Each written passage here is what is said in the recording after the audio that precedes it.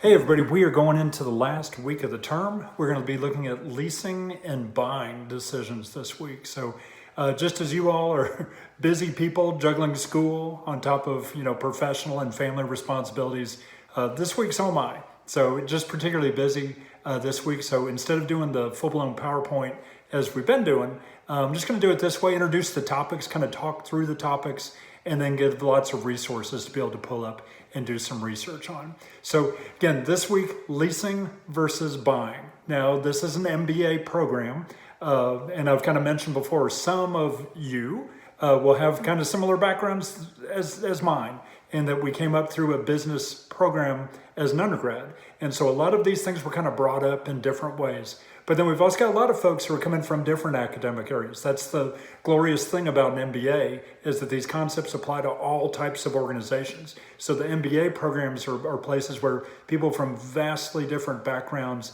and interests can all come together and study these concepts. So for some of you, it's going to be new stuff, or maybe it's stuff that you've kind of experienced but never really sat down and thought about. So let's go through it. So we're going to look at, like I said, leasing versus buying. In particular, we're going to look at equipment, maybe some automobiles, and maybe a facility.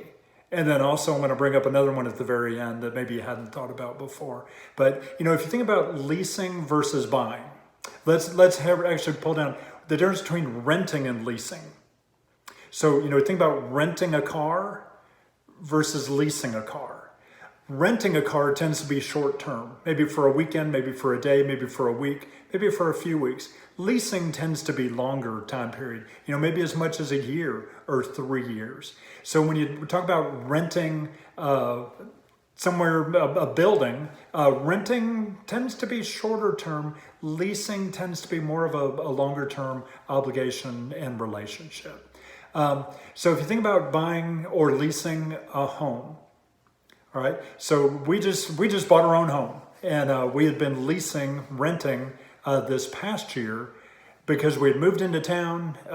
Things were kind of upside down as far as the real estate market and not knowing where to locate and where we wanted to be permanent. And so that first year, we just rented a house. We should have been a lease, but we just rented it.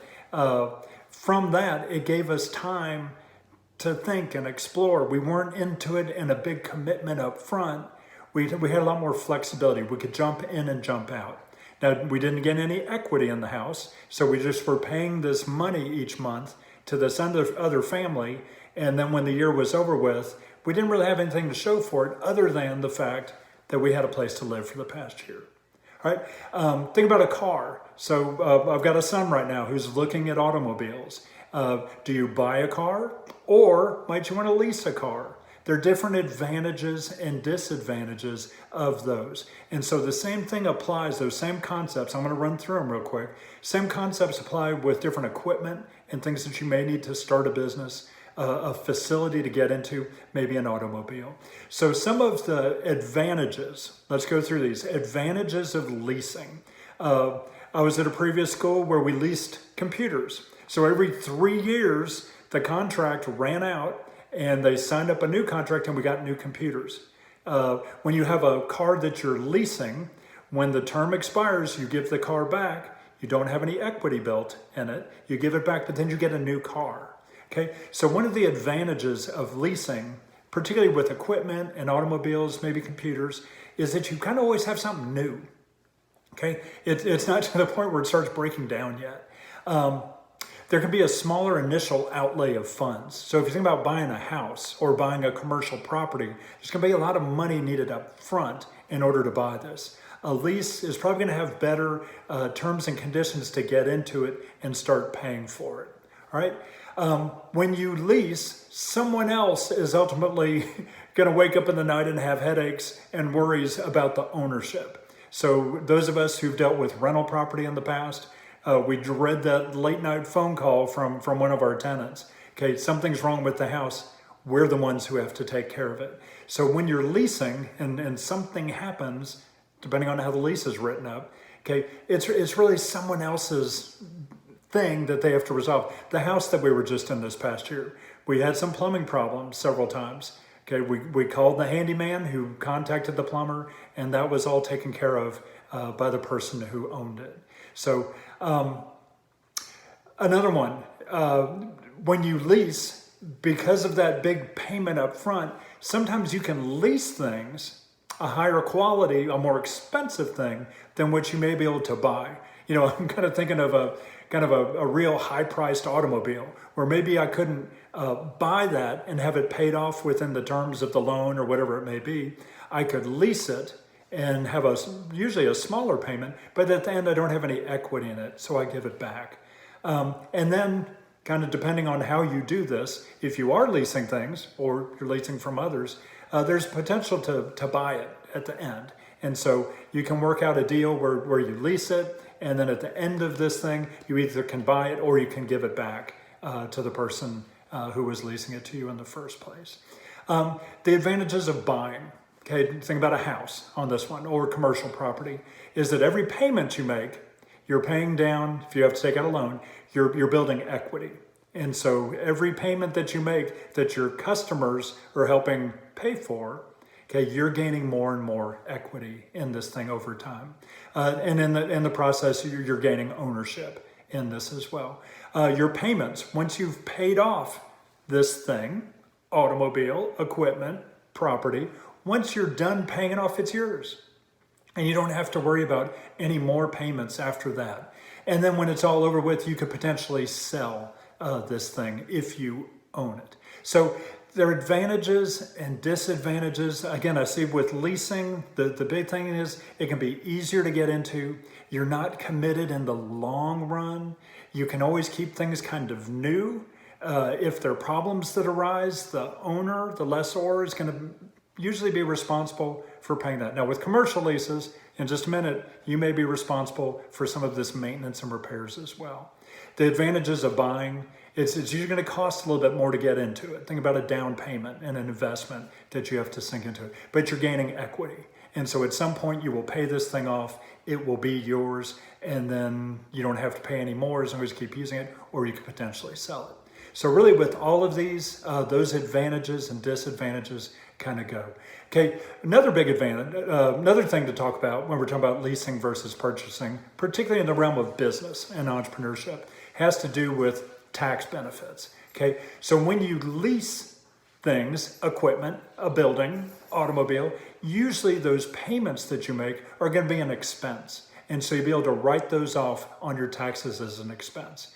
When you're buying something, if you have to borrow to have this thing to use, usually you can write off your interest. You know, and I'm thinking in particular, some type of property, that you'll be able to write off the interest paid if you had to borrow, finance through debt, and then also depreciation. So you can kind of expense it out through depreciation over time. So different tax benefits to both of those. So again, some of these things, equipment, computers, automobiles. Also, one of the things about leases with automobiles is if you own it, you're kind of free to drive it as much as you want.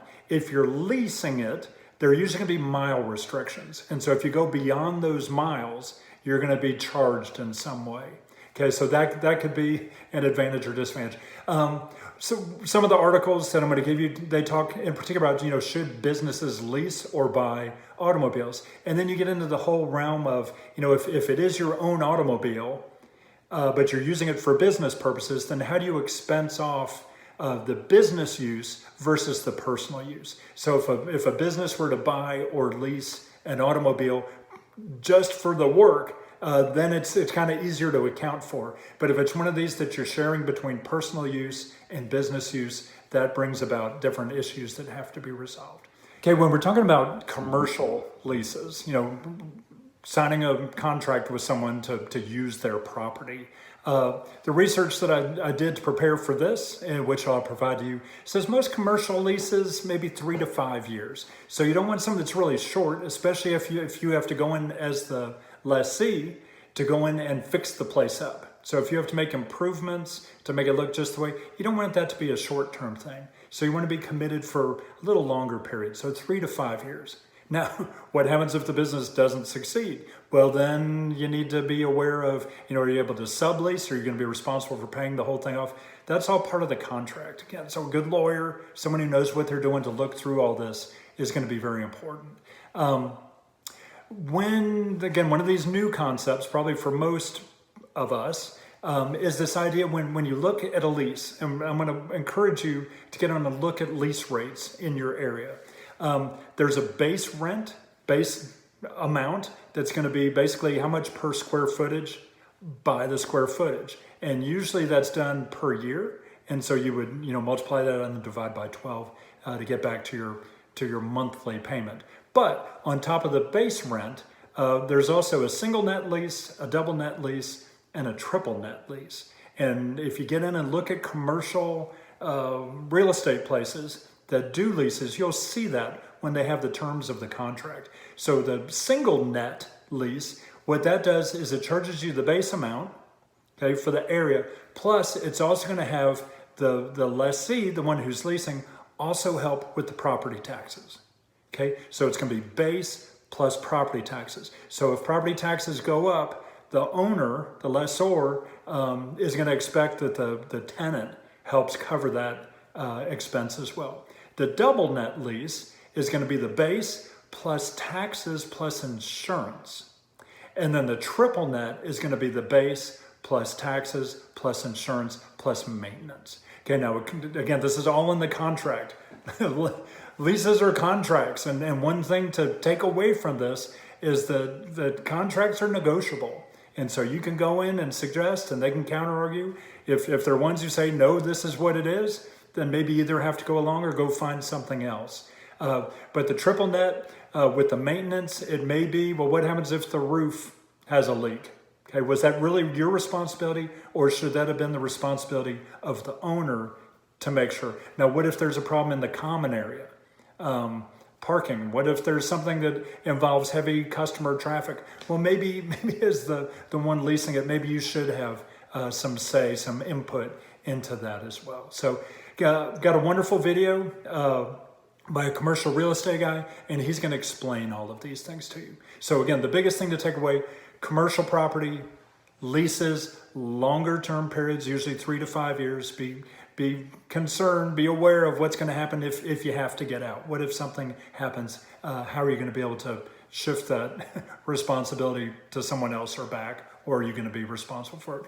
Base rent, single net, okay, double net, triple net. That's again, just common ideas, concept lease ideas on commercial property. And then one last thing to bring up is that idea of leasing employees.